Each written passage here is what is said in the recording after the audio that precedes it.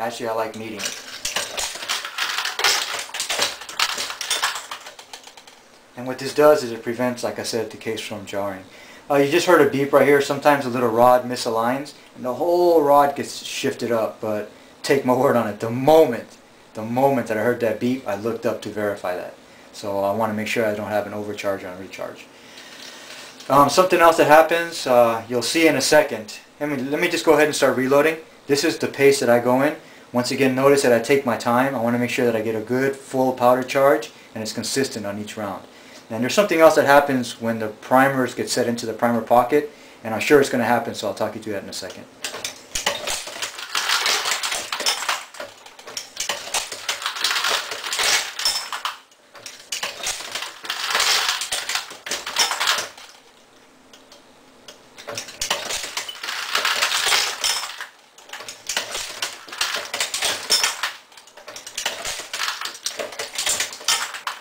Okay. What happens is sometimes, it just happens for a second there. What happens is sometimes the primer doesn't align with the primer pocket and it doesn't go in there. So as I'm pushing up, it won't go up all the way. What you need to do is, you need to release a little bit of the pressure and twist the brass a little bit and then try again. Release, twist a little bit more, try again. Release, twist a little bit more, try again, until it finally goes in. This is in regards to both the rifle and the pistol. Very, very common. I'm going to say like 90% of the time you're going to be able to get the primer to seat in there by making that little thing, doing that little adjustment. You don't need to remove the brass and throw it away. Very, very few times something's wrong with the primer, something's wrong with the primer pocket, or it's just the wrong size primer pocket for the primer. But that's very, very infrequent. Like I said, just doing a little twisting and trying, twisting and trying, twisting and trying, you're going to get the primer up in there. So once again, this is the pace that I go in.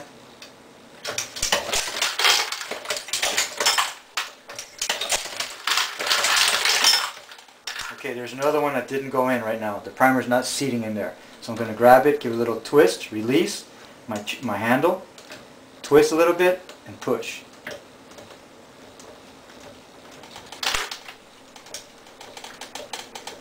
Okay, that puppy is actually not going in there at all.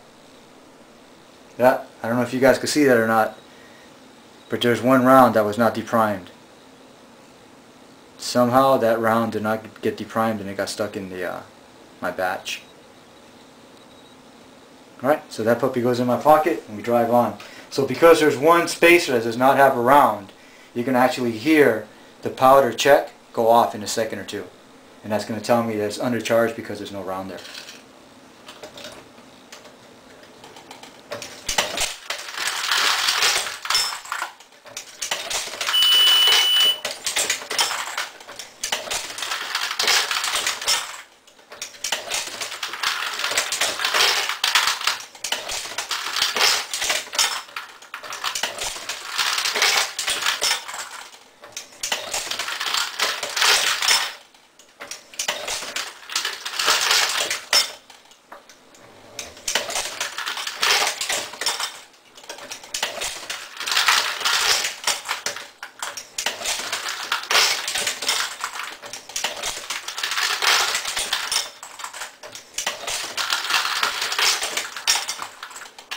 There's another round right now where the primer's not going in. Twist, twist. There it went.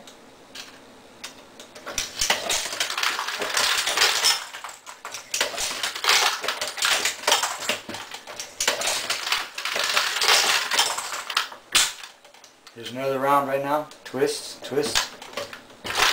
There it went.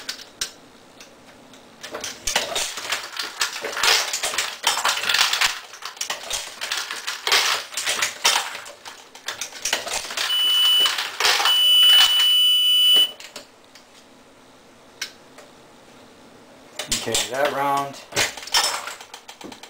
somehow was undercharged, and there you go. The primer didn't set in there, so the powder is actually leaking out.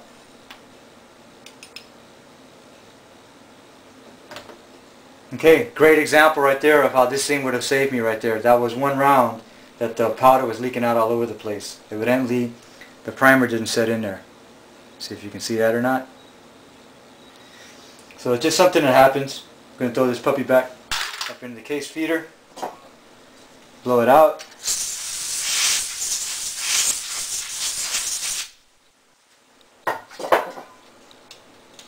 And continue on.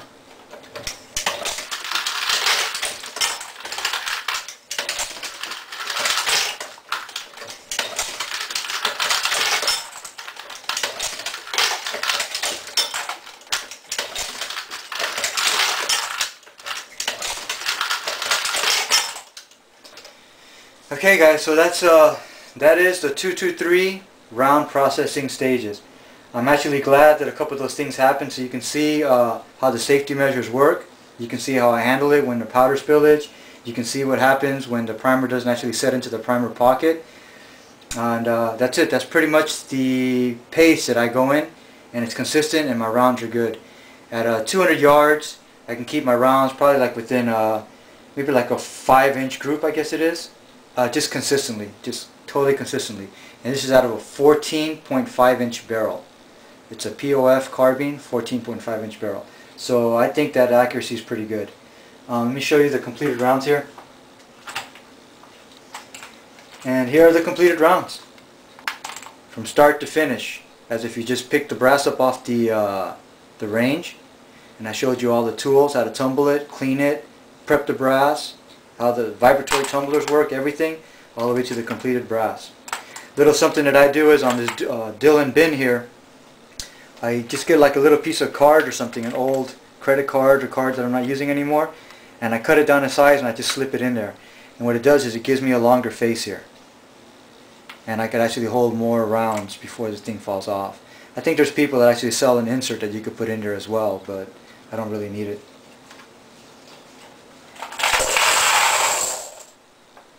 Alright guys, so that's it.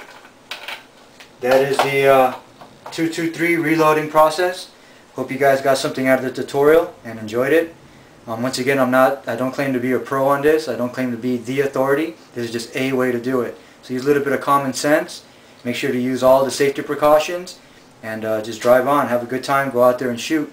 Be a good example to those around you, to your community, and to other shooters in the range. Show some courtesy, and you'll go a long way. It's a great American heritage that we have, and we are one of the very, very few countries that are still able to shoot like we do and hold arms and process ammunition and everything. So, okay guys, if I see you around, I see you around. Say what's up, bump shoulders, rub shoulders together, and come shoot the bull. I've always liked shooting and talking with other shooters. So if you guys see me, come grab me, say hey what's up, I saw your videos, and cool. Alright guys, continue shooting, continue reloading, and we'll see you out there. Have a good one and shoot with a purpose.